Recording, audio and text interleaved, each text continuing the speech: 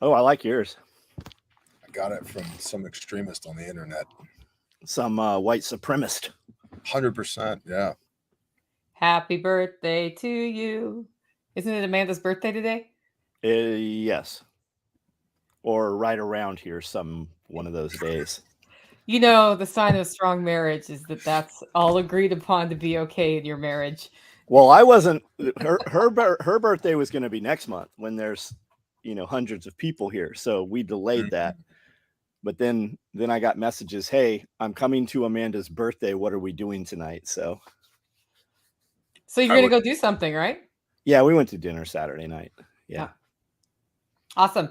Well, it's Bear Day today, guys. Welcome to our Tuesday live. We got Bear Independent, Bear from the internet, who before this live stream we were talking about how important it is to get live and not just over the internet with each other. True. So Confirm. that's can confirm. And I've got John Willis from Special Operations Equipment. I'm Nicole Hello. Stoss from livingfreeintennessee.com. Guys, we haven't talked in about 4 months. So Really? what's changed in 4 months, Bear? Oh, shit. How much time do we have? Let's see. I'm building a house, and we've been 2 weeks away per the builder for completion on the house for about 2 months. And so I have refrained from strangling anybody yet, but hopefully we're actually about 2 weeks away from completion right now. That's literally where my wife is this moment, pulling a bathtub because that's the job of the wife of the homeowner, is to pull the bathtub. So that's fun. Construction ongoing on Caleb House, which is our juvenile human trafficking restoration facility. $50 words. It's a place where we put kiddos back together again after they've been trafficked. And some of the people that who have been on your show are here helping us build that. So Barndo construction is a go. I've got to do final grading where the administrative building is going to go, and the foundation for Care House 1 is done and laid, and now we're doing a little bit of remedial dirt work so that we can get house in and set, and so that's super cool. Agriculture is ongoing there. One of our guys is like taking every permaculture class he can get his hands on. William Bond, Billy's son, has been out there, as has Nick Ferguson, who have walked the property, taken a look at it in the whole nine. So that's cool. Let's see. Refuge training. We've done a bunch of trainings. We've got a bunch more trainings coming up. I am trying to be, caveat, asterisk, trying to be at Self-Reliance Festival October 5th and 6th of 2024, which is one of the things you're holding my feet to the fire on, and I'm going to have an answer for you end of day. And what else? Refuge Medical is having a little dust up with our e-commerce platform. And still, yeah, with even more additions to the bullshit rules as of this morning that, I can't name names per my legal counsel, comma, right now this only applies to us, and that's really, really interesting. It doesn't apply platform wide. It only applies to us. So today is a great day to buy a freaking first aid kit from refugemedical.com. That's me. How about you, Nicole? How have you been? Wait, let's go back. So what problem do they have with you right now, or what are they citing is the issue, if you're allowed to talk about that? It's not so down. In a hypothetical universe where there was a company called Smefuge Medical, Smefuge is having an issue with their e-commerce platform, where apparently the CEO of Smefuge Medical says words on the internet that the banks who process payments for the e-commerce platform do not like. Therefore, SmefugeReticle.com is being penalized via this e-commerce platform, singled out, and unable to sell hemostatic agents, hemostatic impregnated gauze, which, guys, it's kaolin clay. It's clay. It comes from the earth, of all types and varieties, including combat gauze, quick clot rolled gauze, Hemocom bandages from Tactical Medical Solutions, Celox Rapid, et cetera, et cetera, et cetera, even though it's friggin' clay that comes out of the ground. So SmefugeReticle.com in this hypothetical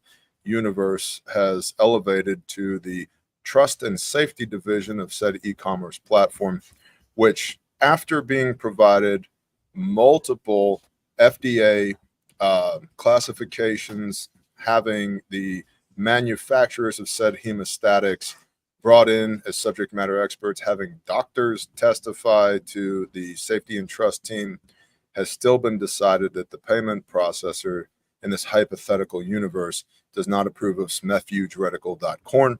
And so therefore, we need to remove all of these things from our hypothetical website and or suffer the consequences. And they're after those specific products right now, nothing else beyond that, correct? That is currently what the issue is, even though in this hypothetical universe, those products are available on that e-commerce platform from over 100 other, over 100 other imaginary online retailers. So I talked to you about that before when we had Run Everything Labs, Rob Bailey's company, Dana Lynn's company. They were using the same payment gate and platform and had their website there, but they had issue with us selling those products. So we actually removed all of that. And that's when Shopify said, no, we're not, you can't use our payment gate at all at that point. So it was just a mess. Yeah, we're navigating that. We're navigating that. I'll just leave it at that. But I would leave it at that. I'll reiterate, it's a great day to buy a freaking first aid kit.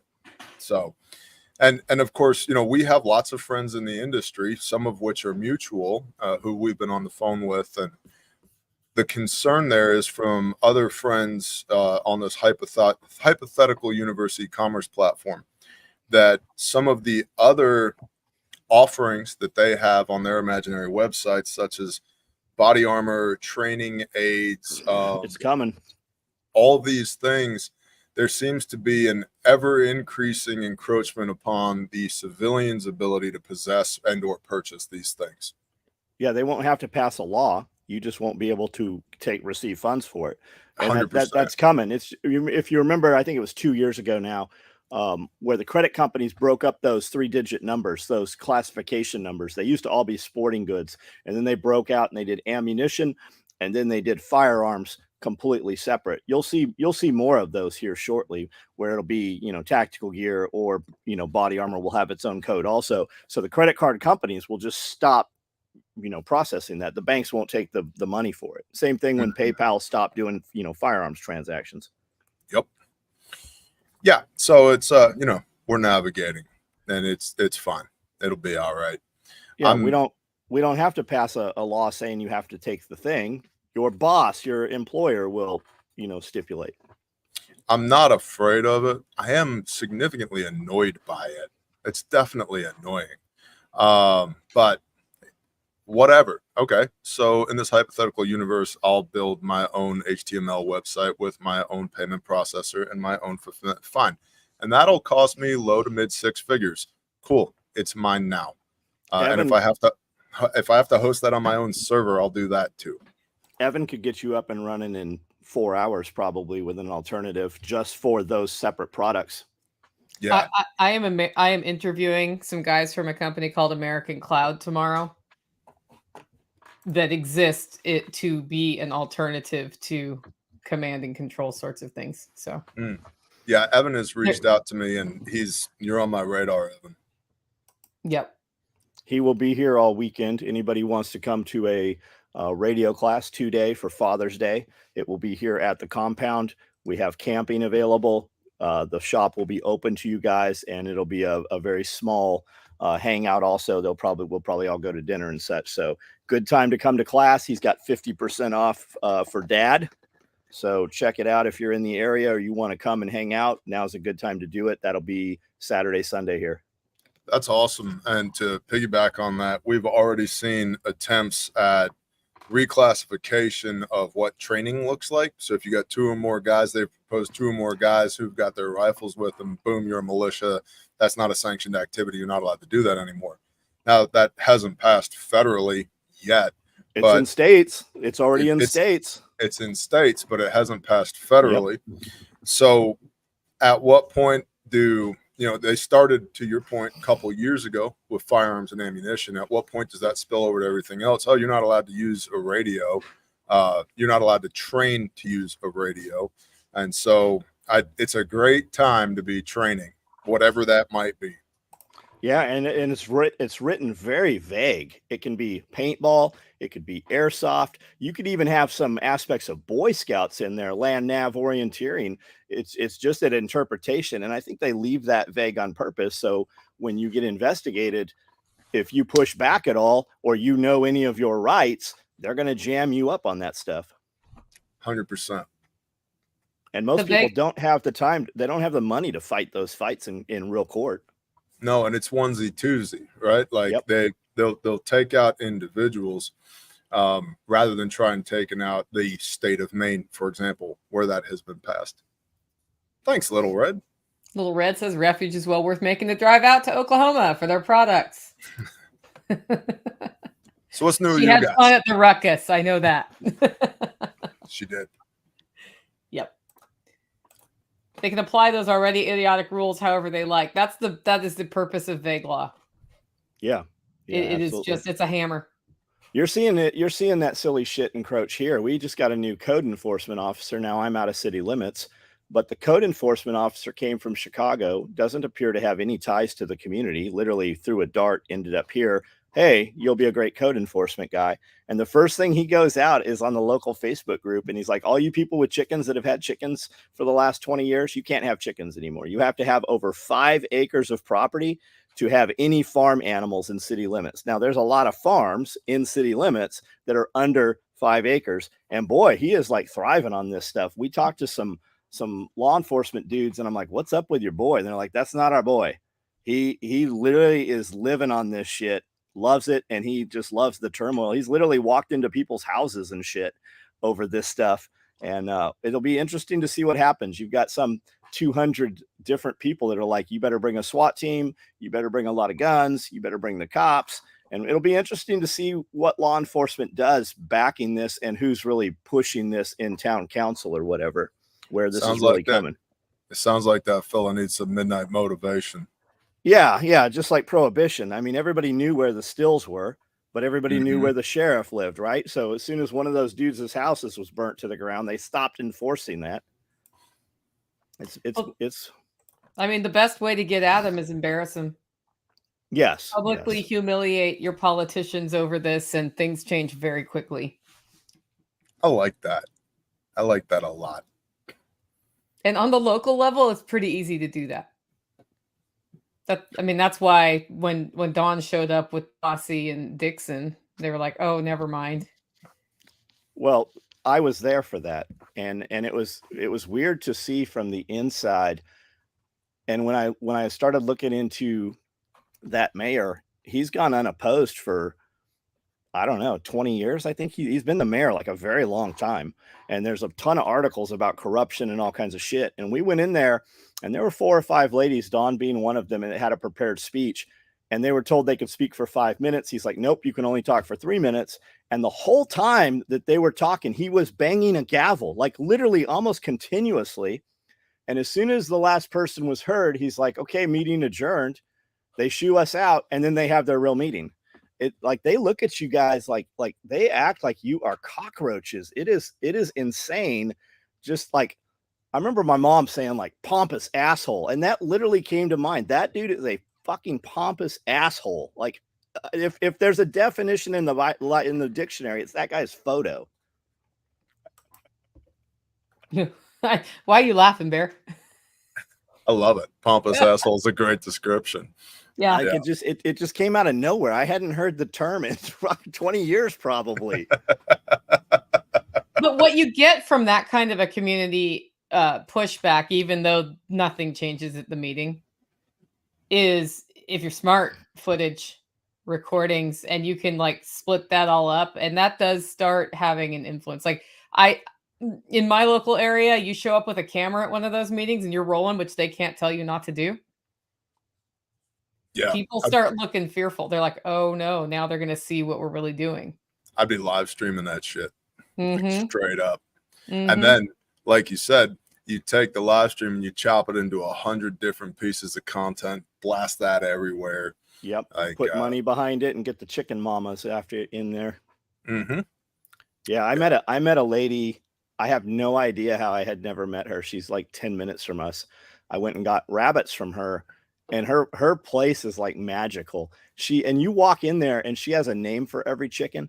And she's like, this chicken's going to come up. It wants you to hold it. Like, you've never seen anything like this. And there's a lot of people like that who their animals are very, very important to them. And when you get them involved and you get them activated, that's when things happen. Yep. And people will come from all over the state to different areas. I think all this is doing is organizing chicken lovers. It's actually the food freedom fight, right? Yep. We've been working on the food freedom fight here for years. It's hard to get people interested. Now they're interested because they're taking the chickens in Camden, Tennessee. Yeah, of all places, like here. Yeah. It's probably because they think they can. Well, they looked at your little town and they're like, yeah. Yeah, they said he thrives on this. He is loving the chaos that he's creating here. It's an us and them, and he looks at these people as lesser humans. I think he's in for a rude awakening. So, yeah, course of action A, create more chaos for him. However, one would interpret that. Course of action B, massive social media campaign, shame him, get his name everywhere. File one of the, what's that? You get 100,000 signatures at the White House, change.gov or whatever it is. They share that on social media. Shit, I got 202,000 subscribers. We'll get everybody to sign that thing, right? Course of action 3, right? And you just go on down the list. And okay, so that's your public official, right? A little bit of SIGINT. It's absolutely 100% legal to collect emanations. It's also perfectly legal to take, well, I don't know if you're a one-party consent state, but to take pictures and video of people, right? And I would just follow that guy around. I would literally get a community watch put together, get 50 people on the community watch, and everybody gets a 2-hour, this is your block of time, and 24/7, 365. We're just going to keep eyes on this guy everywhere he goes. Start a whole YouTube channel like the First Amendment auditor guys. That would be phenomenal. Asshole chicken guy YouTube channel. And it's just nothing but this guy, right? Around the clock. Here is this guy yet again. That's some suggestions from Bear, a little asymmetry. Oh, I like that. It's not just chickens, man. I have not met this man yet. I feel like he came from Chicago and this kind of stuff wouldn't work there because they would harm him. So he comes here and, FAFO, bro. Yeah. Yeah. It's fine pushing around 24-hour prayer vigil. Go try that in the hood. There you go. I like that. Flaming bags. It's another bag of poop, Martha. I was trying to think of like what kind of campaign, a mailing campaign could be done. I'm not sure that's the right one for effect. So that's a great idea. Sorry, I didn't mean to interrupt, but I'm gonna rotten chicken eggs. So I used to live in a little town where every year one of the teachers at the local school would get flamingoed. And I didn't know what this was, but at the end of the school year, all the other teachers in the school and their families and their friends, everybody would get one pink flamingo. And they would wake up in the morning and they'd have hundreds of pink flamingos in their front yard, just as a gentle little prank, like, hey, we love you. Congratulations. Have fun cleaning all this shit up, right? Do that to this guy, right? Get all your farmyard animals, the whole nine overnight. You back up the livestock trailer. You got goats and cows and sheep and chickens and turkeys and hogs just running through his yard. Like, hey, sir, you're in violation of the city ordinance. You're not allowed to have any of that. Are you on 5 acres? You know what I mean? Just saying. Yep. See, it's fun when we get to brainstorm these things. I love this. This is great. Operation Take Down This Dick Bag. I love it. Turn it into a petting zoo. I'm surprised it hasn't started yet. Who knows? It might have. Who knows? They're meeting in the taverns now, plotting their next move. Yeah. Yep. We are a single consent state. Somebody should double check that because I didn't look this year to see if that changed. So, especially as a public official walking around on public duty. Well, they're there about is to no pass. reason you can't stand on the street and film or live stream everything with Telephoto a lenses are directional amazing. microphone. There's a bill in Tennessee that they're trying to pass where you cannot moderate chickens and your ability to have food and stuff. Food sovereignty law. Dawn's pretty involved in that, and Dawn, coming from Camden, when she saw all of this going on, she said, "Hey, anybody has any paperwork, harassment, tickets, anything, send them to this law firm," which happens to be her husband's law firm, who is helping with the other one also. So we'll see. It'll get some teeth. It's got some traction. Yeah, Amanda would have real flamingos. If you can't get pink flamingos. You have to feed them a special diet. Flamingos don't just come pink. Yeah, it's because of the crustaceans they eat, right? Yes. Isn't that what's in Kaidasan? Isn't that what's in the? Yeah, that's a great point. Yeah. Oh, look, dude, 2 birds, 1 stone. All right, so you get the flamingos for Amanda, feed them the shellfish. When they're done, when there's nothing but shells left, I'll come, we'll fill up the dump trailer, we'll throw that shit through a grinder, we'll put gauze in it, and then boom, we got Barrow Sand, or whatever we want to call it, Jono Sand, Amanda Sand. Amanda Sand, that's perfect. That's our new brand name of combat gauze. Amanda Sand. They have we have these archery competitions around here. It's a pretty big deal. Like they fly helicopters to see where these carp are and these gar and stuff. And these guys come in with like bow fishing teams with these badass boats, man. It's like a riverine boat. They got all the lights and the fans, and dude, the boats itself are pretty cool. But they shoot so many of these, and they bring in these huge rollback trailers, and they fill these things up all the time. And those fish, they go off to like Purina, and they make dog food and cat food and stuff with them. All you got to do is get a couple boys in one of them rollbacks and just dump that thing, just spread that on out there. I don't know. Oops. Yeah, and then you here's what you do. You put a safety vest on, you get a hard hat, and you carry a clipboard. And on the clipboard, it's a delivery ticket. Sir, listen, I'm Johnny with XYZ Logistics. I got to drop this, right? Pull the lever, boom. Oops. Yeah. Job order said here. Yeah. Sorry, sir. Call Jimmy. There's always a Jimmy, by the way. If you're doing anything surreptitious, there's always a Jimmy. Hey, man, you're going to have to call Jimmy. And then what do? You get a Google phone number that goes to Jimmy, right? Say, yes, sir. We got the order from, actually, it's funny. It came from your office. Yeah. What? I need to see the paperwork. Brine shrimp. Yeah. Anybody ever buy sea monkeys? Sea monkeys out of the back of like Ranger Rick or Boy's Life? Sea monkeys. Those are brine shrimp, guys. That's what they are. I was very disappointed when they didn't have cute little outfits and, swords and shields and stuff, or whatever the pictures were in there. Powdered milk, pour it on the lawn at night so the dew makes it smell in the morning. That's a great idea. See, all of this is asymmetric. This is perfect. This is wonderful. Yep. I mean, you could also drop a dozen eggs from somebody local off at his place as a gift every day. Well, so there's nobody with chickens that doesn't find a rotted chicken nest. I mean, we could accumulate enough of those. In the arboriculture industry, like trimming trees, tree care, stuff like that, there's this thing called the big shot, and it's a 6-foot tall slingshot that you use for putting a weight to launch a weight with a little string up into a tree to pull your climbing line in. Chicken eggs, goose eggs, turkey eggs that maybe are slightly past their prime. You get your mortar teams of big shots stationed around the, pumpkin chunkin, whatever else you got. But accidents happen. That's all I'm saying. Yeah. Yep. If you've never found, for guys that don't know, eggs sit, chickens will go off and have them. And when they hatch, the chicken will only sit there. Once the eggs start hatching, the rest of the eggs sit there. She won't hatch them.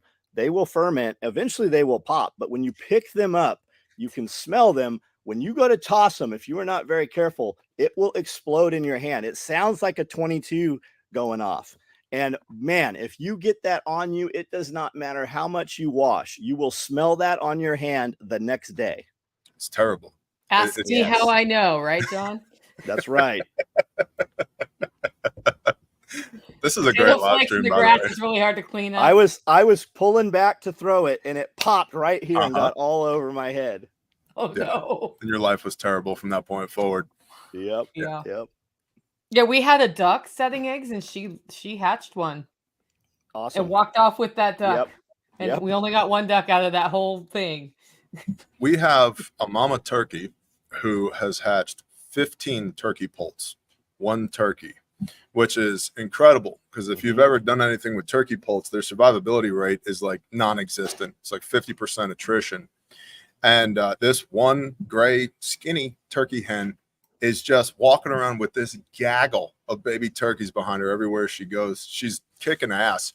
And what's cool about it is typically our turkeys, because we free range the turkeys and the chickens, our turkeys will kick the hens, the chicken hens, off of a clutch of eggs and then sit on those, then hatch out these little baby chickens that follow the turkeys around and think that they are also turkeys. So it's cool to have some actual turkeys back on property again. Yeah, it is cool. Yeah, we got a big burn pile in the back that one of the big dogs has just made a cave in. Like you can get in there yourself. It's so big. And on a video, I was doing a property walk with a dude that we did a podcast with. It just came out. I think it went live a couple days ago. And we're walking back and Brandel goes, "That's a turkey." And I go, "It sure is a turkey." And we don't have any turkeys. And they were inside that burn pile. So from somewhere, wild turkeys have shown up, and they're always here. Before we were fenced, we would see them. That's cool. I've got two turkey toms now that are okay. Well, did all of my sound go out? We hear you. We hear you. I see you. You guys talk. I need to look at something. Okay. Okay. Cool. Well, you have what? I have these two gay turkey bros that just they have their own little pride parade in the front yard every day, and it's gotten to the point if they hear my voice, they come walking over to me and they'll stand 10 feet away. The whole time. I can't even like film videos now out on the property because these dudes will hear my voice and just come running. And there used to be 3 of them, but it was on Passover. I just slaughtered the Passover ram, and I'm trying to talk to my people about the importance of the Passover. And this one freaking turkey won't shut up, and so I just shot him in the face. And I was like, I've had enough of this. So we're down to 2, and my wife is very much so like, you can't kill any more of them. It's like, babe, I love you, but I can do whatever I want. We can get more turkeys, but these 2 turkeys have got to go. I miss the COVID morning briefs, like when you would kill roosters all the time. Like I haven't seen you kill anything in a long time. Yeah, it's been a hot minute, but well, a lot of the roosters that we have left have smartened up. You know, they're passing the smart genes on, and so they now will run from me rather than running to me, which you might think, like back to the comment earlier about the lady with the magical farm where like this chicken is Bethany and this one is Elizabeth. And like, I'm not that way. My wife is that way. All the animals love her. Me, not so much. And they've all associated me as the guy who's going to kill them and eat them. And I'm cool with that because it's 100% accurate. I'm going to kill them and eat them.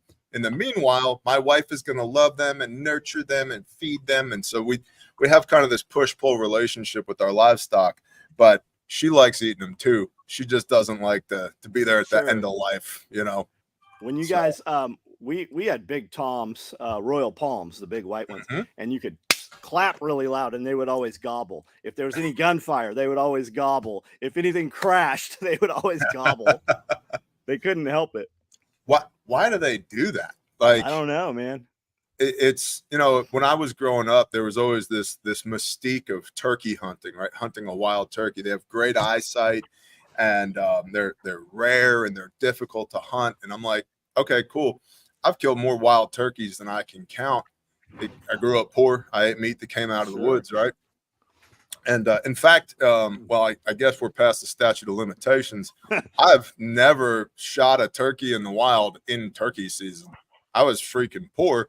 And so like I'd walk out in the woods with a rifle. In fact, one time I had a 22 and my intention was to go hunt rabbits. And I'm walking through the woods and I hear this god awful racket. I have no idea what I'm hearing. And I come up over this little hillock and I lay down and I look down into this draw. There had to be 100 turkey hens in a big circle with 2 of them in the middle fighting. I'd never seen anything like it before. And it was fall in upstate New York, so all the leaves were off the trees. I got a Ruger 1022, holds 10 rounds. So I just lined up my sights, domed one of them. It dropped. Sweet. Got some meat, right? The rest of them take off to roost. I got 9 more rounds. And I got these big brown balls of birds sitting in these bare tree branches. So I shoot another one. It falls out. I'm like, sweet. 2 turkeys. Shoot another one. 3 turkeys. And I get to thinking, I could probably only carry about 4 turkeys. So that's what I carried home was 4 turkeys. I was gone all of 15 minutes. My dad was amazed. So, but don't do that. You should use a 12 gauge in season with an extra full choke. I mean, clearly anything we're talking about here is not a recommendation. It's just some people having fun on the internet, right? I don't do it anymore. Now I eat sheep. But you said you went out rabbit hunting. We just went out hunting. Like we didn't. It was whatever. Yep. Songbirds, woodpeckers. I went back to a fishing hole one time, and I took my rifle with me just for giggles. You know, who knows? And my intention was to go catch some panfish. And I'm a terrible fisherman. I'm not good at it. Never been good at it. But I go back there, and as I'm walking back there, a rabbit jumps out of a hedgerow. So I drop the fishing pole, swing the rifle up, and rabbits have the worst defense mechanism ever. They run and then they stop, and they just look at you with that side eye. Right? Like, you can't see me. If I don't move, you can't. Well, yeah, now you're not moving. You're 10 yards away. Boom. So I shoot this rabbit, pick up my fishing pole, get to the fishing hole. Another rabbit runs out of the hedgerow. So I shoot that thing. Boom, another rabbit. And now I got 2 rabbits. I don't need to go fishing anymore. Go walking home. Another rabbit runs out. I shoot that rabbit. And then back to the wild turkeys. A gaggle of wild turkeys comes walking through. So I shot one of these hens. And so I got 3 rabbits. I got a fishing pole and 3 rabbits in one hand and a turkey hen and a rifle in the other. Come walking back up to the house. And my dad goes, I thought you were going fishing. It's like, hey, we have meat. It's not fish, but we have meat. It'll be okay.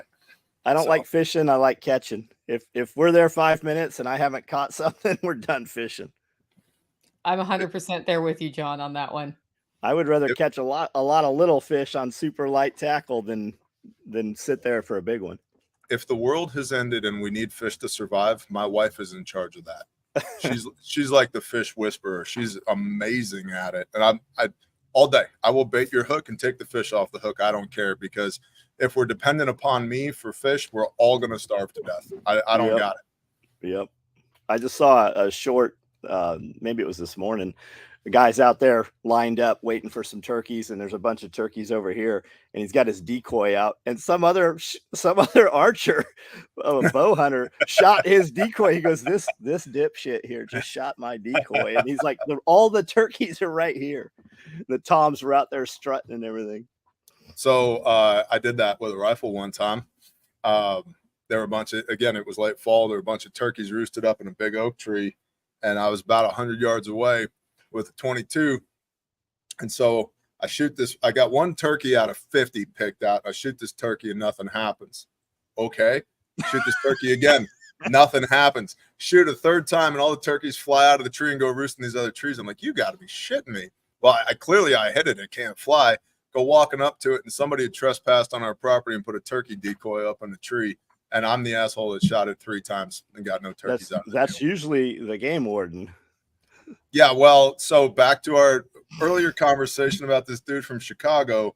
At the time in upstate New York, upstate New York was not the communist hellhole that it is now. Like where I grew up, so most people, when you think of New York, think of like New York City, right? Tall buildings, everything's made of concrete. The Bloods and the Crips are trying to kill each other. That's 2%. 100%. Right. And so I grew up on land, and, growing up, we had a pig named Elvis, and we had Clydesdale horses and cows and chickens and the whole nine. And we had woods, lots of woods, and lots of hayfield, and 4-wheel drive pickup trucks. And I literally went to school with a Mossberg 512 gauge and a Remington or a Winchester Model 70 7mm Remington Magnum in my pickup truck. And it was no big deal. And then Columbine happened, and then everybody lost their heads. You couldn't do that anymore. But that's what it was like growing up in upstate New York. It was just, we were country folk, poor country folk. And now, like, it ain't the same anymore. I left when the county the county commission passed an ordinance that if you had a blue tarp on your firewood, it was a $250 fine because it was an eyesore. And the way I ate was I sold firewood. Yep. And so me being me, I went to the hardware store and nobody's buying blue tarps anymore. So I bought all the blue tarps at a heavy discount, and I was giving away blue tarps for free if you bought a quart of firewood as a middle finger to the county. I remember hearing this. And that's when I was like, I got to get out of this state. I'm not going to make it here. It's just a matter of time before I'm wearing an orange jumpsuit. So man, there's something about cutting firewood too. Just that smell. It always brings you back. You have those memories from it. We were in a wood lot yesterday, and the guy, I'm out there with a GoPro, and I'm not even filming. I'm just walking around, and he goes, can I help you? I'm like, no, man. I love the smell in here.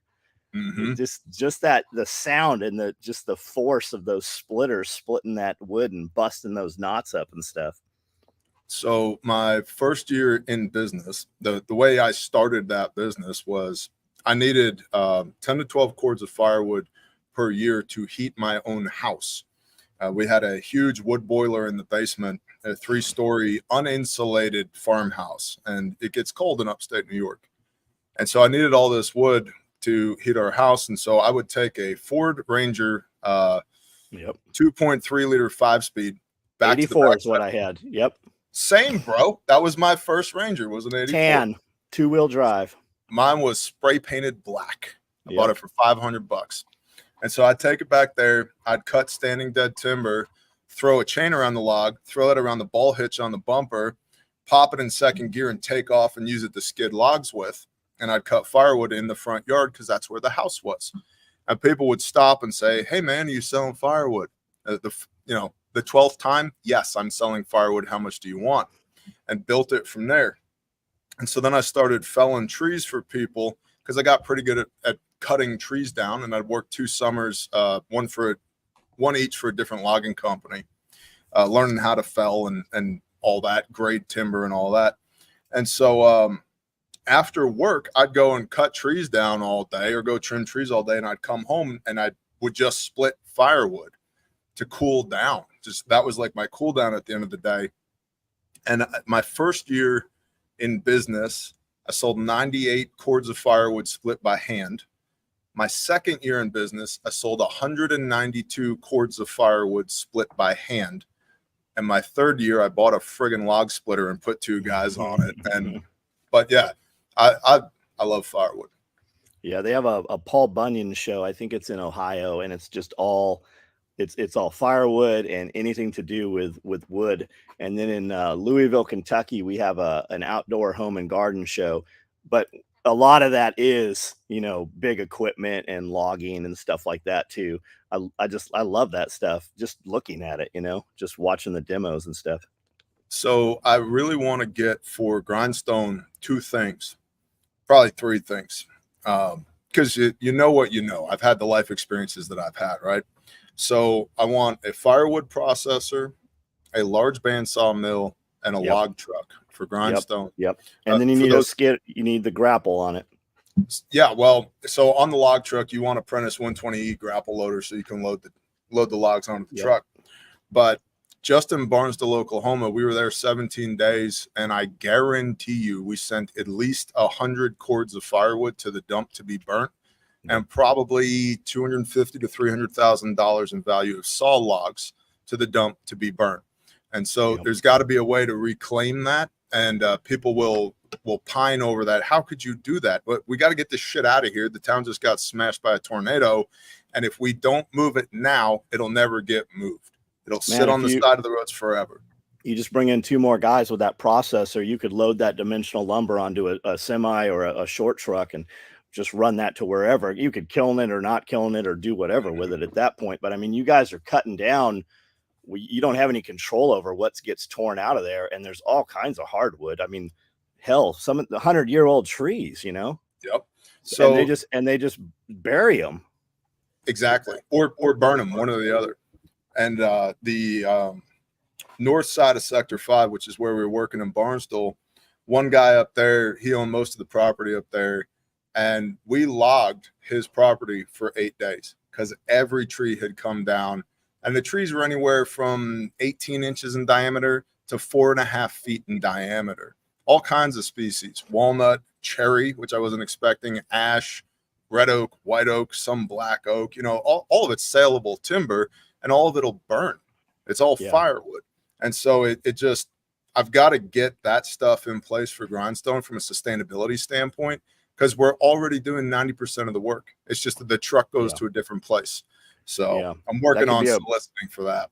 Yeah, we have a question. How much would all that equipment cost? Yeah, how much is a car? You know, what do you want? You want a Toyota or you want a Lambo? Man, log trucks, it depends. You can find a serviceable log truck for as much as we'd be using it, probably 50, 60K. A new one, a new triaxle or a quad axle, $350,000, $400, somewhere in there. We don't need. There's a ton of that stuff at auctions though. Like you can, and you have the crew that can maintain that stuff. Yeah, we're very blessed in that regard. Like I've got one guy, his whole what he does, he just does grindstone maintenance. He just goes from truck to trailer to piece of heavy equipment, maintaining that readiness for us. So I need that guy. I spend more on batteries every year than fuel. I believe it. Yeah, the most damage that happens to anything here is just UV, just sunlight. Wow. Have you seen? Okay, hard pivot. Okay. Arctic. What is it? The Arctic anomaly. Have you seen that? Okay. So I know nothing about it, so I'll just opine on this.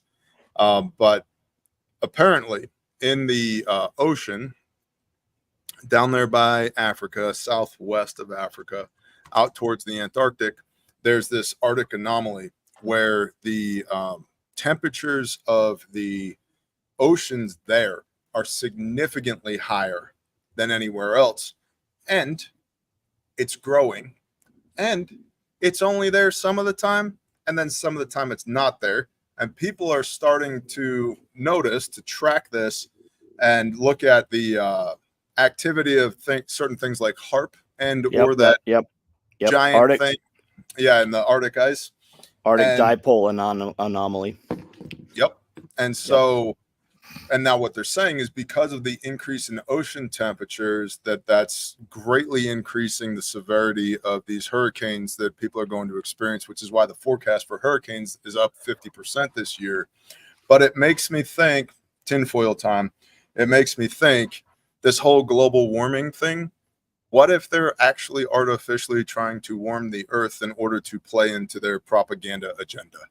Do you actually think there's any chance that that's not the case? There's a dude, I know I've sent him to you a couple times. There's an Instagram guy that follows all these weather patterns when these storms appear and the electrical pulses and such. I'm not sure what it is he's tracking to see these things, but it's very convincing. I'll send you one next time I come across them. I believe you. I gotta go pee real quick because it's I do too. You go and then I'll go. I'll be right back. All right. Go fast. What's going on, guys? Thanks for being here. I see everybody leaving comments here. For some reason, when I comment, it puts 4 comments up. I'm not sure why it does that. So there's a drop down to the left of the comment thing where you can choose just yourself. Got it. Okay. That's why. But that just means it goes out on everybody's channel. Got it. I see you guys asking about Hunter Biden. Yes, of course, we've all seen it. Is he going to go to prison? I highly doubt it. Should he? Where's the victim? Yeah, of course, everybody wants him to go to prison because of what's happening on the other side also. And if you do that to us, we're going to do it to you. But the fact is, none of those guys should go to prison. If there's not a victim, there's not a crime. Was he taking crack? He admitted to, yes. Should that even be a thing on that 4473? Have you used drugs? What about your Fifth Amendment? So they just negated your Fifth Amendment by this. Should you even have to register guns to get those guns? Should you even have to do the paperwork? The answer is no. No, you shouldn't have to. No victim, no crime. So is he going to go to prison? No way in hell. Looks like Bear's coming back, Sean. Your time has come. It was like perfect timing. Is Hunter Biden going to prison? He can't hear. No. Is Hunter Biden going to prison? No. No way in hell. Listen, No, and then at that point, why are we spending too much time on it? I'll take Yeah. 100-1 odds on Hunter Biden goes to prison. Yeah. Hey guys, mean- if nobody knows, if you have not heard the words jury nullification, you should look that up. Now, you should also know that there are judges that will put you in jail for even mentioning jury nullification. No victim, no crime. If you're It's on a actually jury, an excellent way to not get put on a jury if you don't want to be put on a yeah, jury. if you're on a jury and there's not a victim, there should not be a crime. The state should not be that shouldn't even be a thing. If you can't roll out a victim, then that's the end of it right there. Yeah, show me the aggrieved party. Yes. Okay, Bear, tell us about the matching grant that you have right now for Grindstone, because I feel like if people haven't heard about this, they need to hear about it soon. Oh, okay, sure. So we do this little thing called Caleb House, Caleb with a K, Kaleb, house.org, which is a nationally registered 501c3 organization that is 100% privately funded because we rescue and restore juvenile human trafficking survivors. And I won't take a dime of government money to do that because I will not adhere to their woke ideological bullshit. So we have a donor who has put up $250,000 max to match all donations between now and the 10th of July, 2024. So if we raise 50K, it'll be 100. If we raise 100K, it'll be 200. If we raise 250K, thank you, living free in Tennessee. If that's you, isn't it? Good job. Good job. If we raise 250, it'll be matched to 500. And for those that are maybe seeing me or hearing me for the first time, 500 is a lot of money.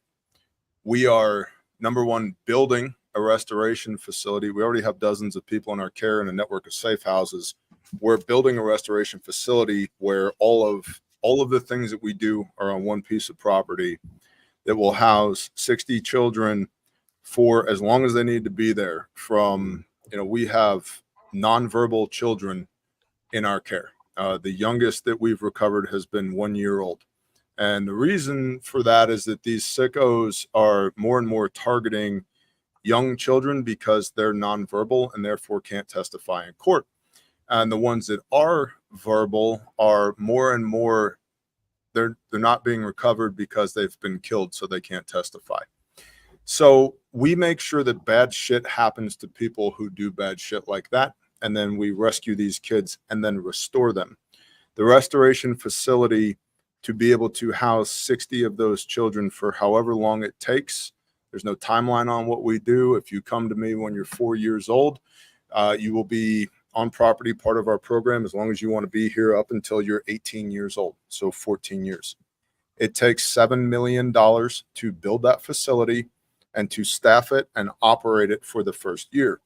To give you an example, the Department of Homeland Security, who has jurisdictional oversight on human trafficking, but who operates precisely 0 restoration facilities, spends $357,000 per child per year.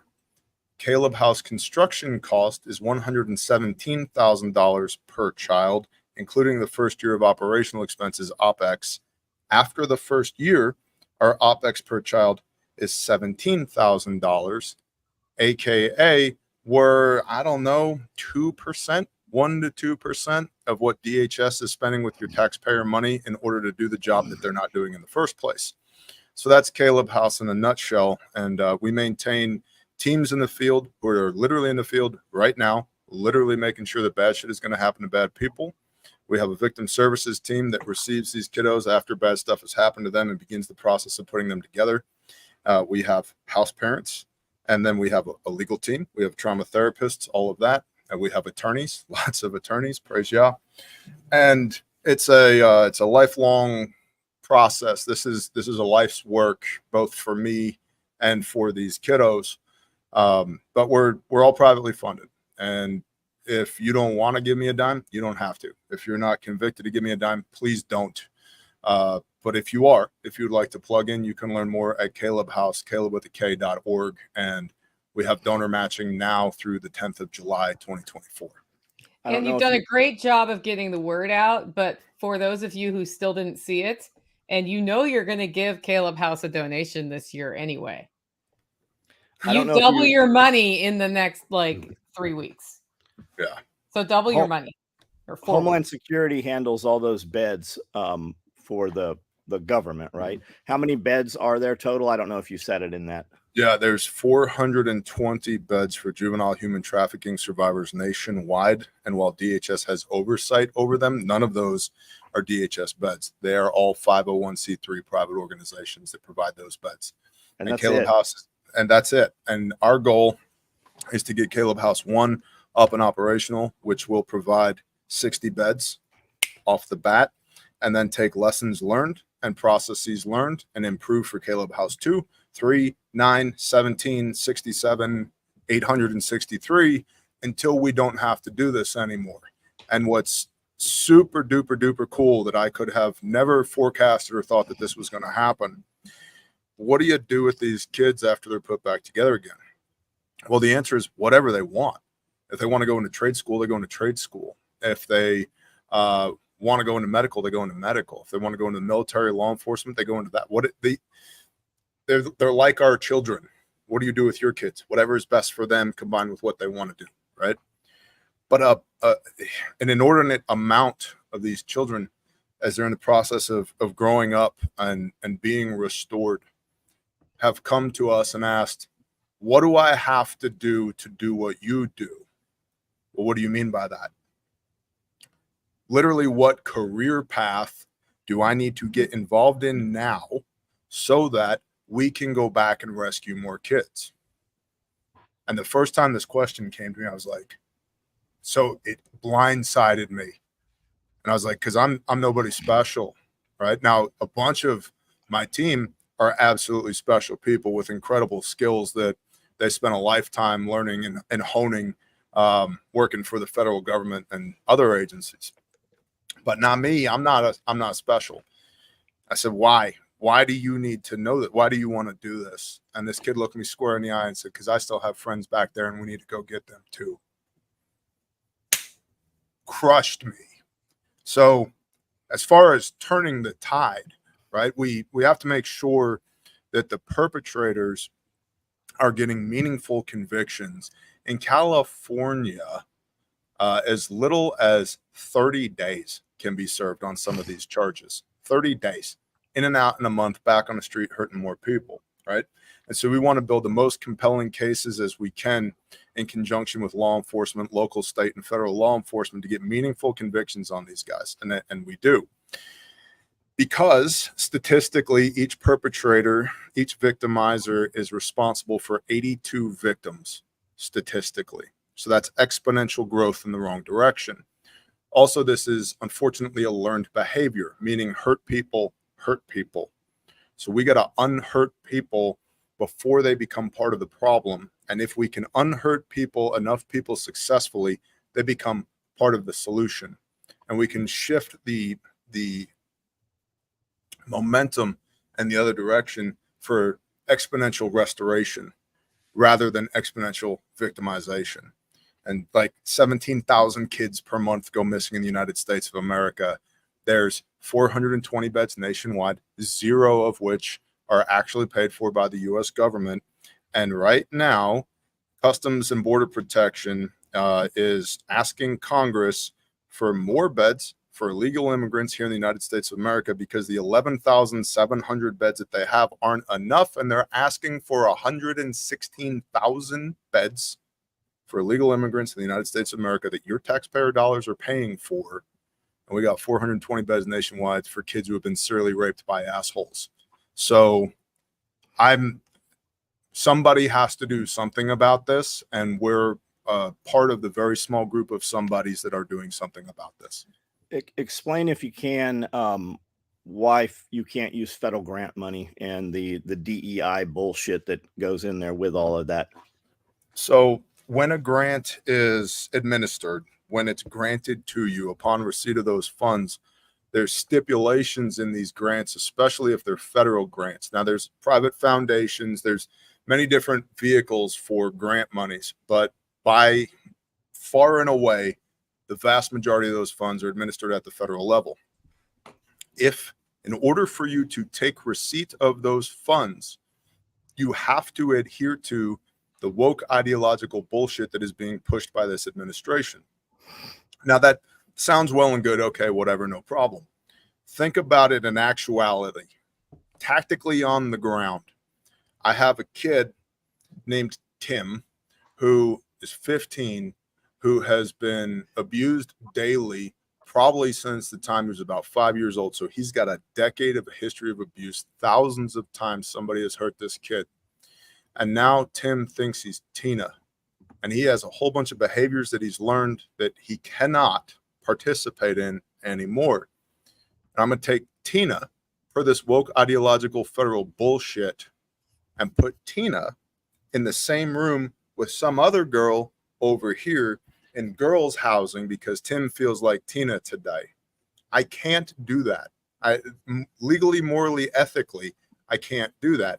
And check this out. So not only is it wrong for the children, but if Tim does something to one of these other kids, there's 3 agencies that have oversight over human trafficking and anti-human trafficking. And none of their rules line up with one another. So there's the Attorney General's office, there's Department of Homeland Security, and then there's Child Protective Services. And they all have different rules, regulations, all of that. So if I take money from the federal government and say that grant is administered through DHS, and I adhere to, I have to put Tim in girls' housing because he feels like Tina today, I now get shut down by Child Protective Services and or the Attorney General's office for endangering this child. The whole thing is bullshit. And so rather than play any of those games, we just don't. Now, that manifests itself in other ways. Building Care House 1, which is the first care house where these kids will be housed at the restoration facility, Caleb House. We had a question of, how big do the bedrooms need to be? I know how big they should be, but is there a federal guideline, a statute, a regulation, some onerous thing somewhere over here that's going to come back and bite us in the ass? I need to know how big the bedrooms need to be. Our legal team, this is not an exaggeration, our legal team plowed through 5,000 pages of documentation from Department of Homeland Security, Child Protective Services, and the Attorney General's office in order to, and you can't pick up the phone and call any of these people and ask them because they don't know and they don't care. They're doing other things. They might have oversight over this because it was given to them under the Patriot Act, but they don't care about it. They got other things that they're doing. And if they do care about it, it's individual agents in individual cities who are passionate about this. It's not the organization. 5,000 pages on what size a bedroom should be.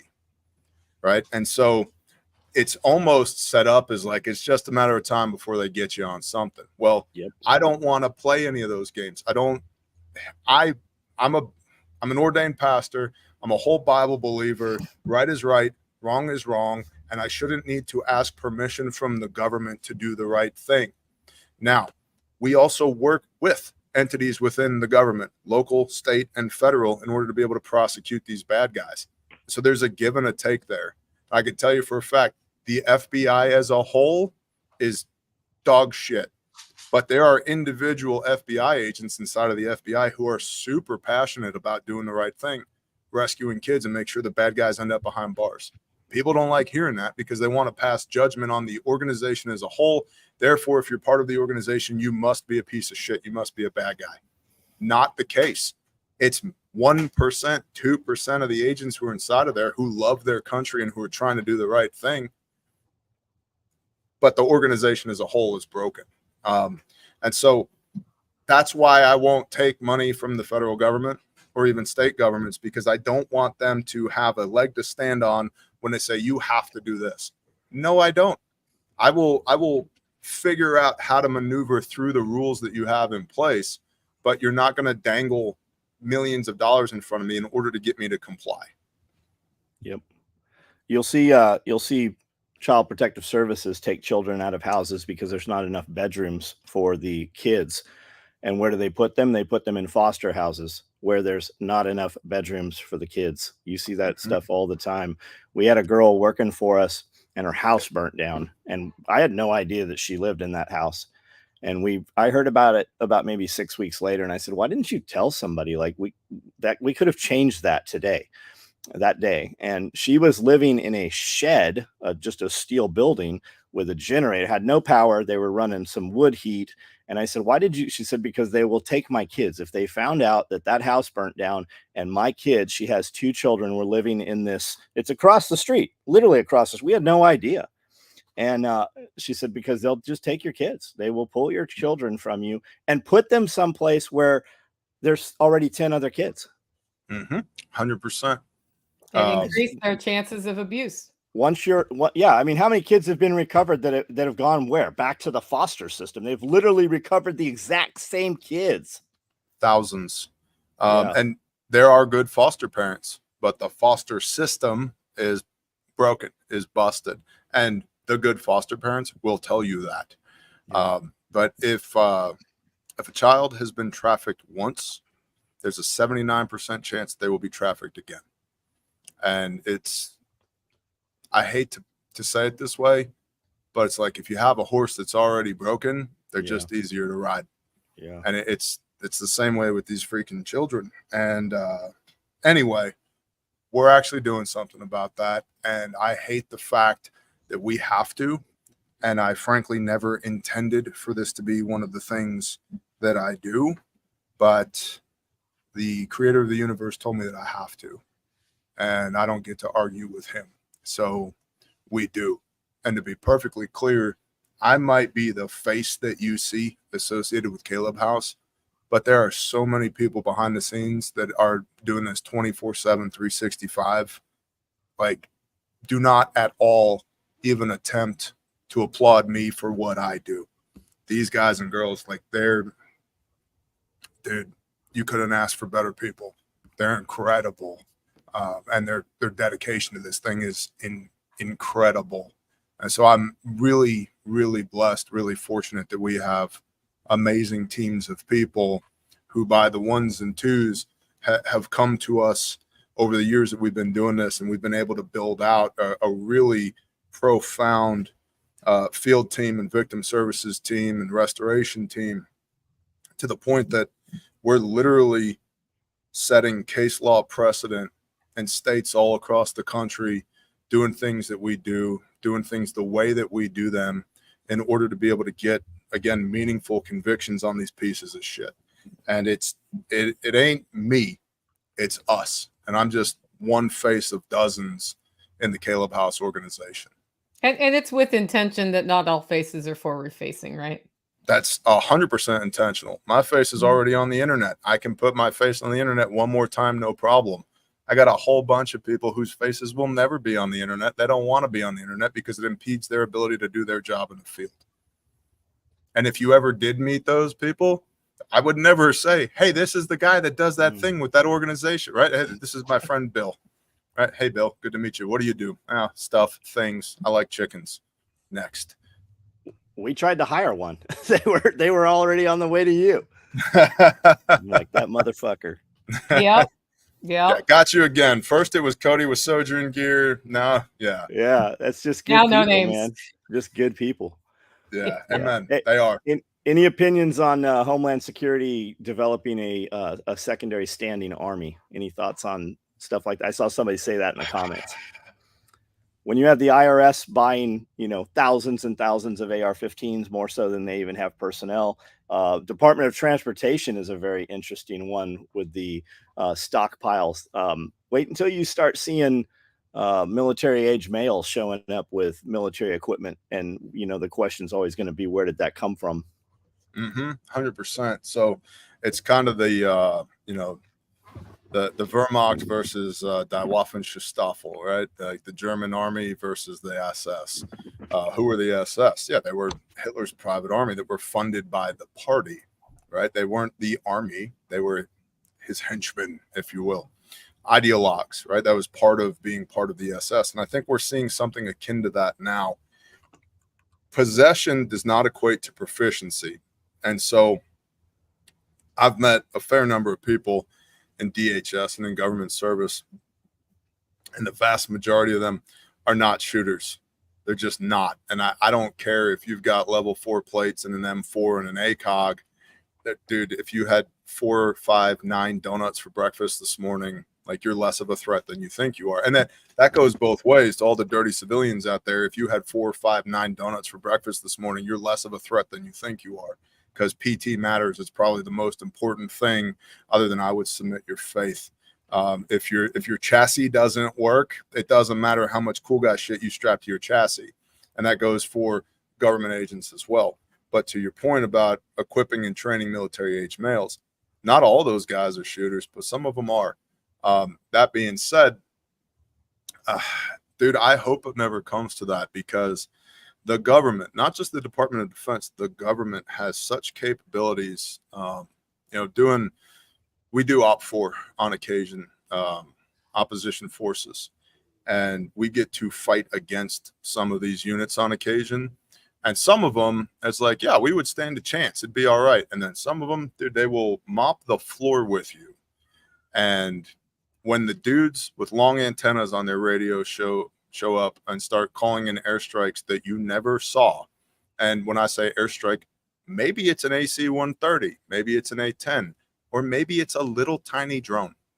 I've multiple times, they have hacked my radio. They're on my freak, and only I can hear them. They're not talking to my whole team. It's just me. And they go, "Hey, Bear, you're down." How am I down? "Oh, yeah, drone strike. You're down." Thanks, bro. At 3 o'clock in the morning behind a parapet wall, right? Yeah, drone strike. And I think that's something that civilians haven't really onboarded. It's become the reality over there in Ukraine. But here, we don't think about that. I actually had an amateur drone pilot fly a drone across my property recently, and we come to say recently, within the last 6 months, come to find out it was some scumbags that were using the drone to do pre-operational surveillance, to go in and steal shit from people. What do you do when you see a little red blinking light just floating out there in the pasture? It's a drone. Cool. What do I hit it with? What if that drone is weaponized? What if that drone is doing surveillance to call in a larger drone to, well, I know how to hide from thermals. Cool. Does your toddler know how to hide from thermals? And so, like, I think they're really important questions to ask, because I'm not for tyranny. I'm not for governmental oppression. I believe that we have God-given rights that are codified in the Constitution that tells the government what it can't do to us, not what we can't do because of them. I'm not saying that I won't, but I really don't want to fight those people, because while possession does not equate to proficiency, a lot of the things that they possess, the average civilian has no idea how effective those things can be. And it could be as simple as a pickup truck with a 50 cal on the back of it. That thing drives through your residential neighborhood and starts shooting, 12.7 by 99 AP through the side of your house. Now what? Will that happen? Gosh, I hope not. Probability of that, I don't want to comment on it. But if it did, what's your freaking plan? What are you going to do? Because your level 4 ceramic plates don't matter anymore. Your guts just got turned into jello, right? Yep. So yeah, there's no quick clot for that. Yeah, 100%. Yeah, you're not walking away from this. What about Jedburgh units operating inside the United States? Bro. All right. So it kind of seems it. First of all, I have been schwacked on my pee-pee by certain members of the United States Army for using the term Jedburgh, because SF teams that back during World War II were Jedburghs, and they were the good guys, not the bad guys. And so they don't like the term Jedburgh, or some of those folks don't like the term Jedburgh, even though the first time I heard it was from a dude in 5th group. Okay, cool. Dude in 5th group was like, bro, there are 100% Jedburgh teams on our soil domestically. You see this stuff happening. McAllister Munitions Base, which is closer than I would like it to be to where I am, where they make all conventional ordnance that gets dropped out of planes. Everything from your standard 500-pound bomb to JDAMs to MOABs, right? 20,000-pound bombs. In the last 6 weeks, they've had 4 incidents where 4-man teams have been walking the perimeter or driving the perimeter. doing pre-operational surveillance. There's multiples of them. It's not just there. I know. So on Fridays on my channel, we do the national intel where people write in about stuff that they have seen with their own eyes or heard with their own ears. We've gotten dozens of reports of people who are encountering these teams going all throughout the country doing pre-operational surveillance. That would indicate what an operation is coming. What's the operation?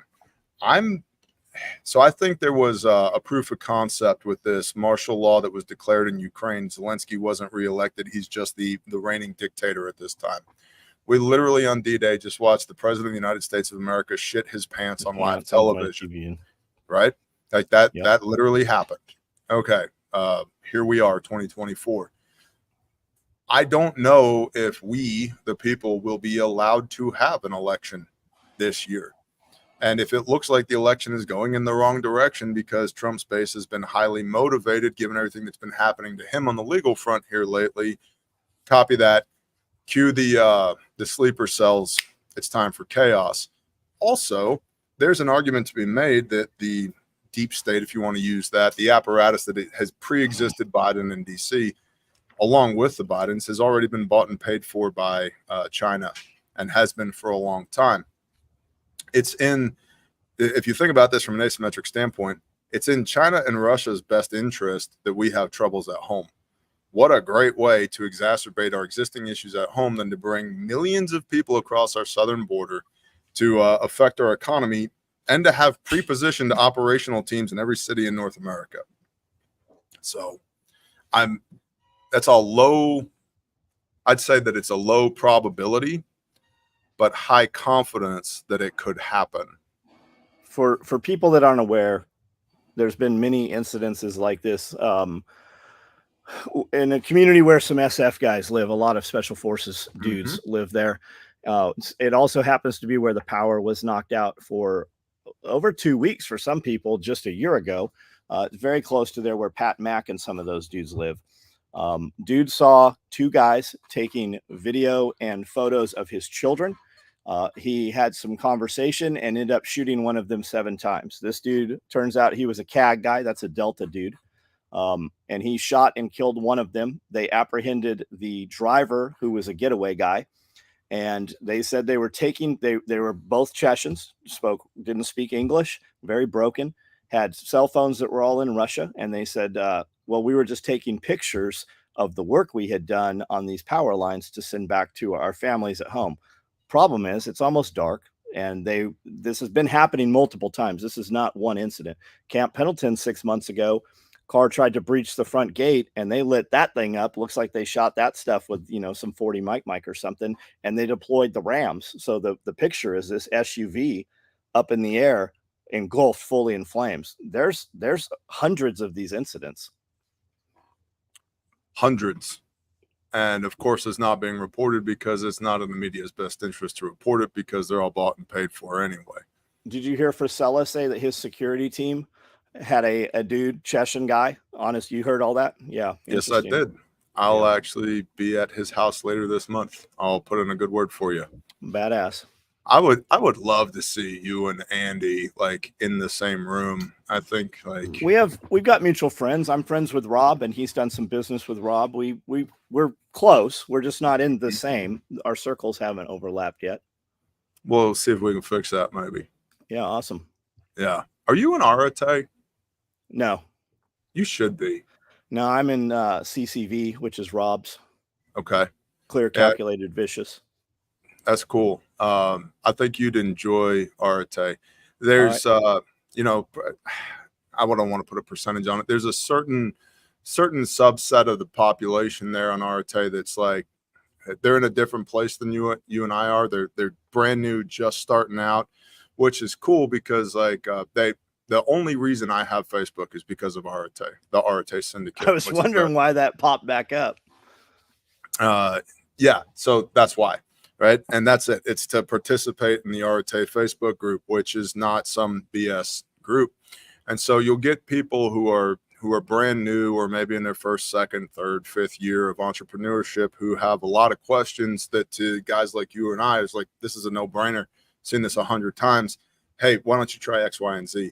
And so that's cool. But then there's also guys in there who are way further down the path than I am, with experience and revenue and all of that, that when I run up against a brick wall or I find myself in a bad situation, those guys, then there's a lot of cross communication that happens there, and it creates a decent amount of accountability as far as participating in the RTA calls, which I actually get a lot of value out of, because I've been in some other entrepreneurship coaching groups. I was like, screw this shit, man. It was way too much rah-rah motivation. It's like, bro, I'm already motivated. I'm looking for like tactical and strategic stuff that I can apply, because I run 5 businesses and 2 ministries 24/7, 365. And so like I need practical, tactical stuff, not cheerleader bullshit. And RTA is not cheerleader bullshit. So you should check it out. I think you'd enjoy it. I will. Yeah, motivation's bullshit. It's all you need is execution. And most of those groups, it's just somebody to co-sign you. Hey, I know this dude, and it's literally a phone call or a text message, and the door opens. 100%. Yeah, Angie says she wants to get Andy to SRF. Open invitation. So does everybody. That'd be amazing. It would be awesome. That'd be amazing. I would still have to talk to my wife first. I 4,000%. Because you guys are awesome. That. Andy's awesome. But I'm going to spend the rest of my life with my wife. And if, she's like, that one time that you ran off to Camden and blah, blah, blah. It's like, you just ask her what she wants, and we'll do it. Just have her here with you. Yeah, I know, bro. And my wife is actually she's not that way. I know. Well, I know her. Yeah, my wife is gangster. I love her. She like legit back in it. Like she still has like a gangster rap playlist, right? And she's like in her 40s chasing chickens with gangster rap blaring in the background. Perfect. But we've just had so much stuff going on lately on the home front and the businesses and the ministries. Like even Caleb House, we've gone from being able to prosecute a case at a time to a half a dozen cases at a time. So that exponential growth on every front. It's like, and I've got a 3-month-old baby. I've got a 17-year-old daughter, a 15-year-old son, a 7-year-old son, and a 3-month-old baby. And like, I have to be a father and a husband first. My most important ministry is my household. And for everybody else who's listening, your family is your resume. I'll say that again. Your family is your resume. What you have done in life, that's your resume. You're never going to get me to buy into your bullshit if everywhere I look, everything's discordant and disorderly, and there's no proof to all of the words that you've thrown out there. And so my most important thing, even if my priorities get off track from time to time, is my family. It is my wife. It is my children. I believe that the Father, they came from the Creator, and they were given to me for a time for stewardship, headship, leadership, and stewardship. And that's my job, not only to protect them, provide for them, and be a conduit for blessings for them, but to love them, to actively love them in real time, and to simply be present. Because like every day, I look at my 7-year-old every day, and I'm like, you're bigger than you were yesterday. You're smarter than you were yesterday. You're more beautiful today than you were yesterday, right? My son, just Friday, we were doing some training, and I'm looking at my 15-year-old son, and I'm like, holy shit, he's ripped. Like, when did that happen? It went from being like a little boy to he's starting to get jacked. He's got definition in his neck and his shoulders and his arms. And I'm like, well, that's what happens when you live on a farm, right? Farm fit. Farm fit, 100%. And he's freaking strong. And so, but I remember that kid when he was 18 months old, 2 years old, trying to stick a key in an electrical outlet. And I'm like, hey, buddy, don't do that. You're going to regret that. Don't do it. He shocked the shit out of himself, cried. And I was like, hey, we're never going to do that again, right? He's like, we're never going to do it again. Okay. But that seems like it was 2 weeks ago. And it wasn't. It was a lifetime ago. And so I say all that contextually as far as SRF is concerned, October 5th and 6th, I'm going to try and be there. I'm going to talk to my wife about it today. But also for everybody else who is listening, that like this engagement that we're having now is important. It'll probably help you. It's not more important than your wife is. It's not more important than your children are. It's not more important than the meaningful relationships that you have in your life. Like those things are precious, and they should be guarded vehemently, that nobody tries to rob you of the joy that can come from those things. Mic drop. Okay. Somebody wants to know what SRF stands for, and I will answer that question. It's the Self-Reliance Festival, selfreliancefestival.com, where we bring people together and talk about increasing resilience in your life, developing a strong community of doers, homesteading skills, tactical skills. I'm very excited about October because we've made some changes this time where we will be having speakers on the main stage and a much bigger focus on demonstrations of practical things you can learn that are every new practical skill you can build into your life is a foundation from which you can increase resilience, but also it gives you a better analytical understanding of things around you, like how things actually work, so that when you're faced with a problem in your life that may have nothing to do with the skill you learned, you can draw on that foundational knowledge to be creative and solve those problems for yourself, rather than get stuck, become helpless, and just submit your will to where the system's going to take you. Because if you do that, then somebody else is living your life for you. We want you to live your life the way you choose. And it's been a great source of strong relationships. Many businesses have launched there. We've got Kiri coming to speak this time. She started with an idea, and now she has Thunderhill Farms. She does great sauces and marinades and all sorts of different things.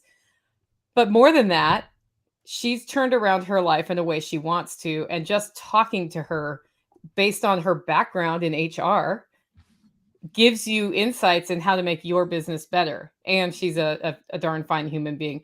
That's just one example of the kinds of people you'll meet there, aside from awesome speakers like Bear and John and Jack Spirko. And I think CJ Kilmer is coming, I'm pretty sure, by the way, John. Awesome. Just found that out. I'll nail that one down by the end of the week. But so you get to meet all these people who are your friends from the internet and actually get to know them eye to eye. And that makes a huge difference in trust. So that's Self-Reliance Festival. I was just going to point out, it's also good to, they say never meet your heroes, right? I disagree with that. If I meet somebody and they're not the person that I thought they're probably not my hero anymore, right? Because again, your life is your resume. I want to meet you. I want to see if there's some veracity to the things that you say, some gravitas to all the shit that you spew. Right. And that's one of the really awesome things about SRF is everybody I have met there, super genuine, real people. They're the same people, whether the camera's on or off. And you just don't, I travel the country. I've been to all kinds of prepper fests, all that shit. You just don't find something like that. There's a lot of good events that happen around the country, but SRF is absolutely worth going to. Hey, I'm talking to your friends. You might also find when you meet those people that, meet your heroes kind of thing, that those are normal dudes. They don't have, there's not a magic. There's nothing there. Hey, what's up? They're just normal guys. Like, you have no excuse for not just executing and getting your stuff done. 100%.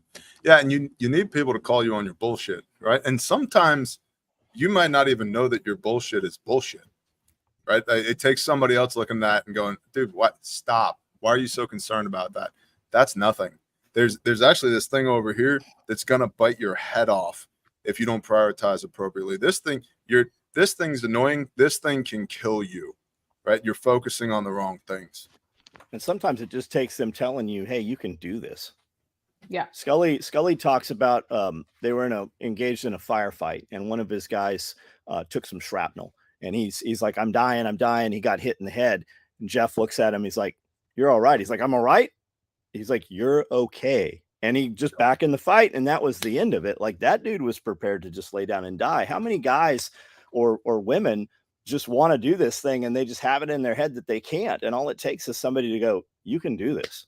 Mm-hmm. Like, we did it. Here it is. Here's the plan. You can do this. Also, how many people are in some place where they're like, I need to get out of here. I need to get out of here. And you've been saying it since you were 15, 25, 35. there are people recruiting, and I'm not talking about recruiting for the militia or, you know, whatever. They're recruiting for neighbors. There is property all around here. I would love to have somebody move into some of it that we actually have something in common, right? Not just some crazy liberal from California, but somebody who actually wants to produce some food and believe some of the same things. We've got people in Ohio. We've got people in Oklahoma. We've got people in North Carolina. We have people in East Tennessee, Middle Tennessee. And people come here all the time. And I always say California because that's the extreme distance. People come here to the event, meet somebody that lives 10 minutes away where they've lived there for 30 years and never bumped into each other. There's 12 couples that have been married. They've came here, met each other, and have had kids. That's amazing. Yeah, they keep saying they want like a singles thing. And I'm going to put this out. If somebody wants to run a singles thing there where just people can, like a speed dating or whatever, reach out to me, Nicole@livingfreeintennessee.com. I know I'm not going to be able to run that at the event, but I am not opposed to supporting y'all finding your true soulmate there. So second witness on that, I've had a lot of people reach out to me about that as well. We need like preppersonly.com or whatever. And I think it's so great idea. You're in charge of it. Like I got too many things on my plate already, but I am working on a thing with Brother Rex, the Taborosaurus Rex channel. He's a great dude. I've had the blessing to meet him on several occasions and talk about genuine people. He's super duper real.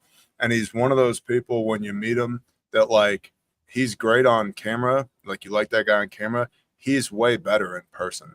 Like the real human being there's way more there than what the camera will capture. Pastor Joe, Viking Preparedness, is another one of those guys like that. Like you watch the camera and you're like, oh, I like this guy. He's good to go. And then you meet him in person. It's like, oh, wow, there's a whole nother real person behind all of this.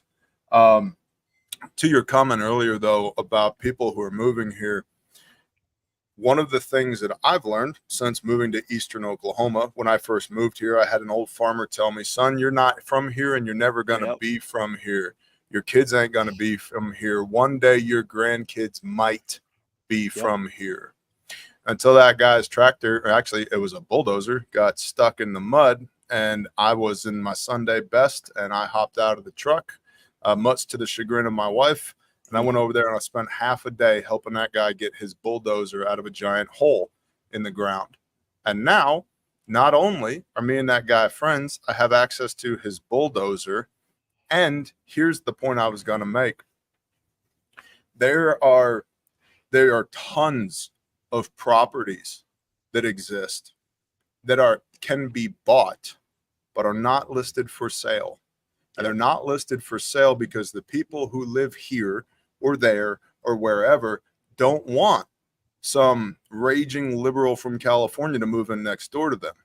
And I have bought multiple pieces of land since moving to Oklahoma for way under market price that never touched the market. Nobody ever knew it was for sale.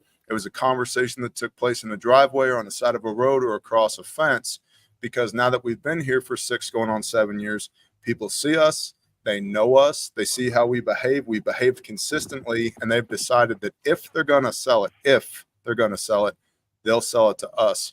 Or if I give the go-ahead on, hey, this is one of my people, they're good people, trust me, and I do the handoff, right? If I vouch for them, then that piece of land that per the MLS was never for sale, the only thing that changed was the name on the deed when they went to the courthouse. That's it. And people don't understand that's the way it is in the country. You will find certain properties that are for sale, certain properties that are listed, but a lot of them, I would say the majority in this area, are not listed. And you got to know the person that owns it and go have a conversation with them. And if they don't like you, it's not for sale. If they like you, they'll think about it. There's stuff all over the place here, and there's never a price on it, ever, because it depends who you are. Yep. And that's a good thing if you're neighbors with that person and you're aligned. That's how you keep it that way. Here's a question. How much time do you have before I go into some of these questions, Bear? I got a little bit more time. Okay. Not a ton of time, but I got a little bit more time. I like to be respectful of everybody's time. Is there a biblical point when stealing is enough and one stops rendering cash onto Caesar? All right. So Messiah says, render unto Caesar what is Caesar's. Let's balance that with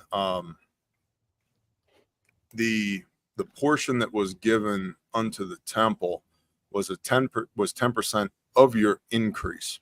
And the pastors are going to hate this because they're going to get less money on Sunday, but I don't care, because biblically the tithe was agricultural. And so if I planted 100 pounds of seed and 1,000 pounds grew up, the increase is 900. So a tenth of the increase is 90. So I give 90 in service to the temple. And so if 10% of the increase is good enough for God, the creator of the universe, one could argue that it ought to be good enough to run a government with. Is there a point when one stops giving their hard-earned cash to the government? Probably. I feel that way. I haven't found it yet. And so I'll tell you what I've done. By the way, pastors have taxable income just like everybody else does. And this whole bullshit about if you have a 501c3, then the government can tell you what to say in your church. No, they can't. And neither of my 501c3s have anything to do with the church, because I don't need a piece of paper from the government that says I'm allowed to read the Bible. And I'll fight that one all the way to the Supreme Court.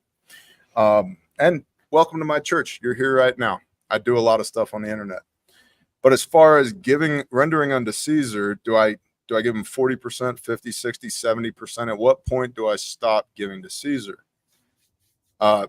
I would ask the question, at what point do I contact a CPA or a financial professional, and do I start setting up charitable living trusts, charitable retainer trusts, land trusts, limited partnerships where the company, the assets that produce revenue are controlled by me, and I have the ability to benefit from the fruits that they produce, but that income is not taxable to me? At what point do I start looking at spending a little bit of money to vastly reduce my taxable burden? Because there's 70,000 pages of tax code.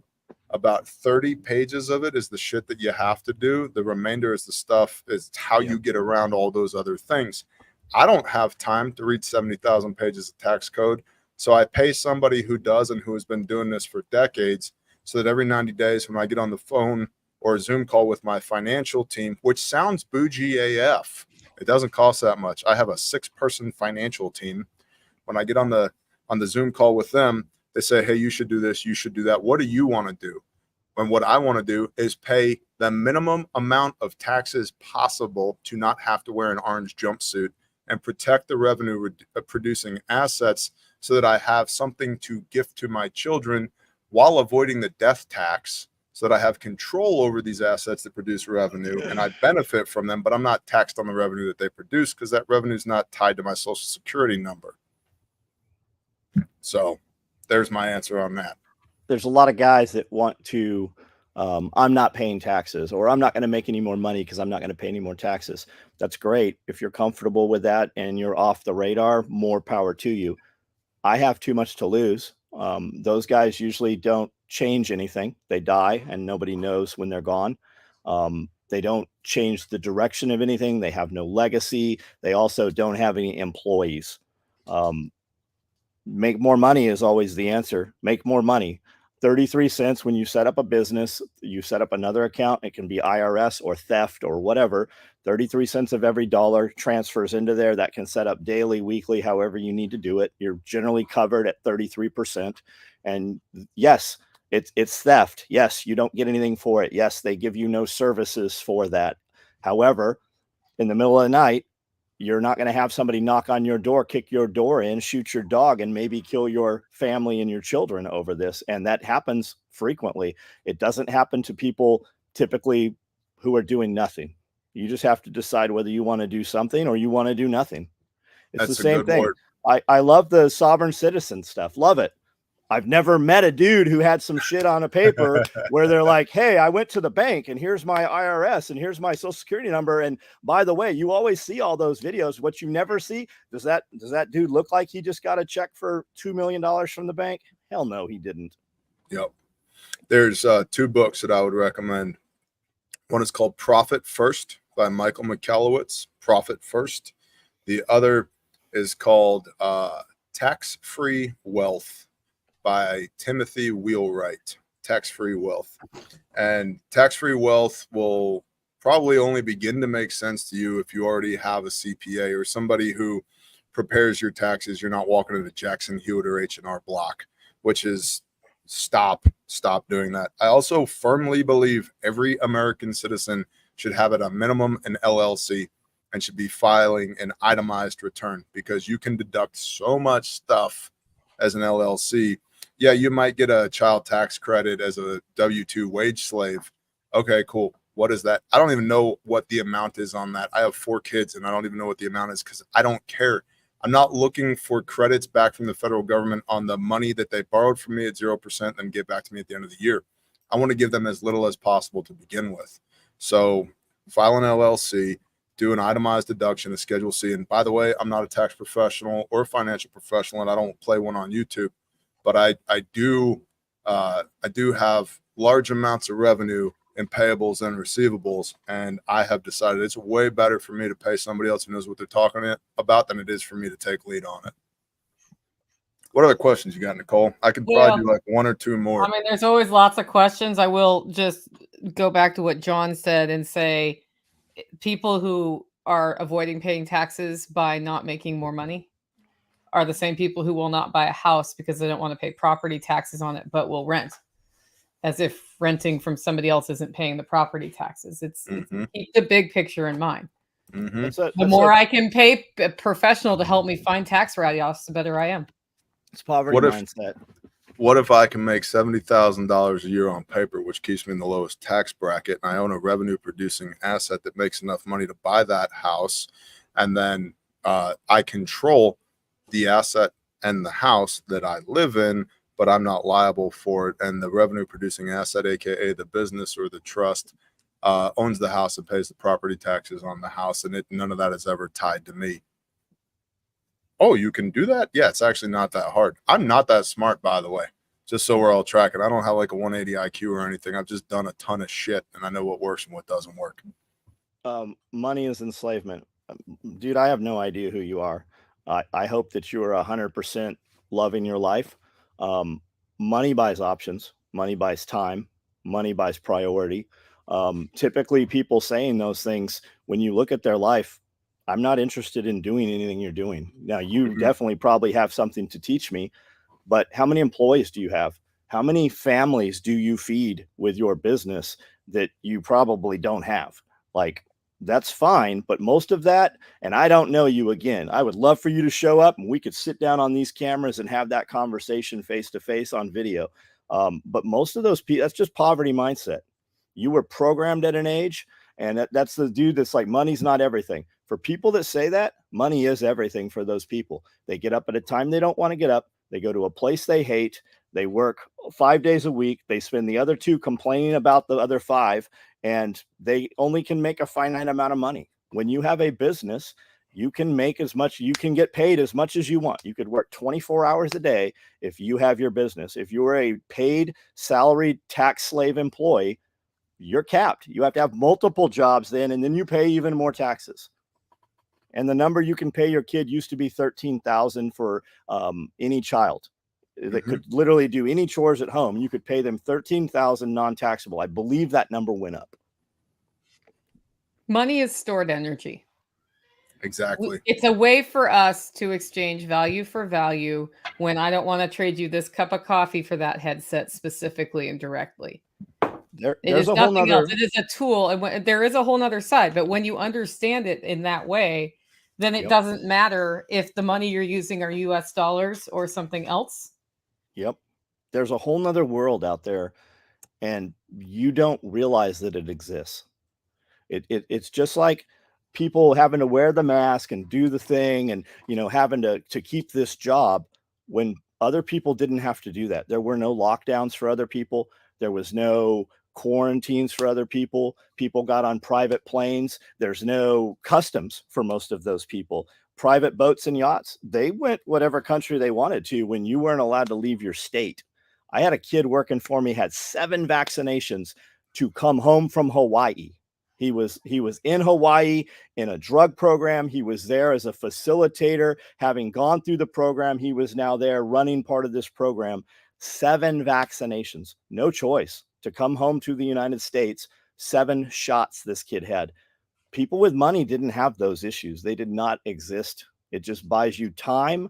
And we would go out into Nashville to places that were closed. We would go up there, and those places weren't closed. They just had the lights off. Those places were packed. It's like the speakeasy economy, and it exists right now today everywhere. You're just not aware that it's there.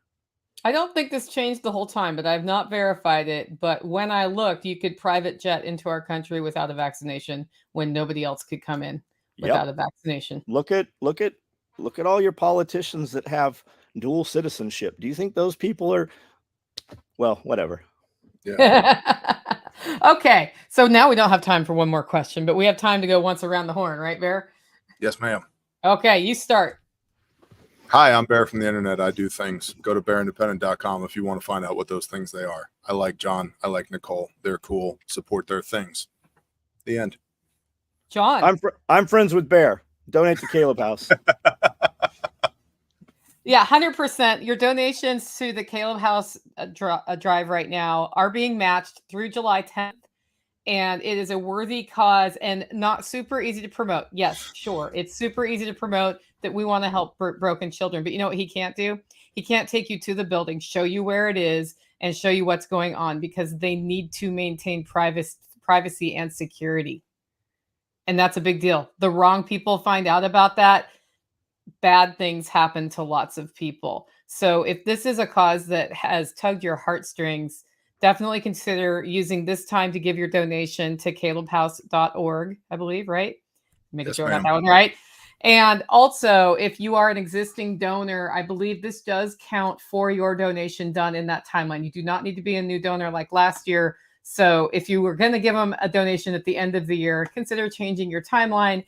Give them that money now. It's a great cause. We are raising money for Caleb House at Self-Reliance Festival in October. So come on out to that, and we will do round 2 for Caleb House, and we will see you next week.